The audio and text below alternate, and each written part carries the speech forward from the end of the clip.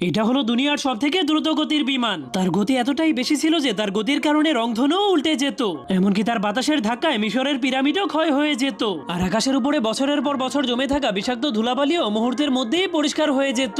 কিন্তু এত শক্তি থাকার পরেও ওই বৃদ্ধ বিমানটার জীবন এতটাও সহজ ছিল না, যার কারণে সে কোথাও চাকরি না পেয়ে অনেক মন খারাপ করে বাড়িতে ফিরে আসে। এরপর সে দেয়ালে সাজানো তার ট্রফিগুলোকে দেখে আরো বেশি চিন্তায় পড়ে যায়। কিন্তু তখনই তার স্ত্রী হাসি মুখে জানায় যে সে মা হতে চলেছে, যা শুনে সে অনেক খুশি হয়ে পরিবারের জন্য আরো বেশি পরিশ্রম করার সিদ্ধান্ত নেয় এবং বাচ্চা জন্ম পর্যন্ত যে কোনো পরিস্থিতিতে পাশে থাকার ওয়াদা করে। কিন্তু তখনই ছোট বিমানটা জন্ম হলেই বাবা মায়ের কোনো কথা না শুনেই আকাশে উড়ে যায়। তার উড়ার স্পিড এতটাই বেশি ছিল যে সে চোখের পলকে পুরো পৃথিবী ঘুরে শেষ করে ফেলে। একদিন বৃদ্ধ বিমানটা হঠাৎ করে বিমানের রেসিং করে কোটি টাকা পুরস্কার জেতার একটা খবর দেখতে পায়, যার কারণে সে সন্তানের ভবিষ্যৎ এবং পড়াশোনার খরচ জোগানোর জন্য সেখানে অংশগ্রহণ করার সিদ্ধান্ত নেয়। কিন্তু তার স্ত্রী তাকে তার এই বৃদ্ধ শরীর নিয়ে সেই প্রতিযোগিতায় অংশগ্রহণ করতে না করলেও সে কারো কথাই শুনে না। তখনই ছোট বিমান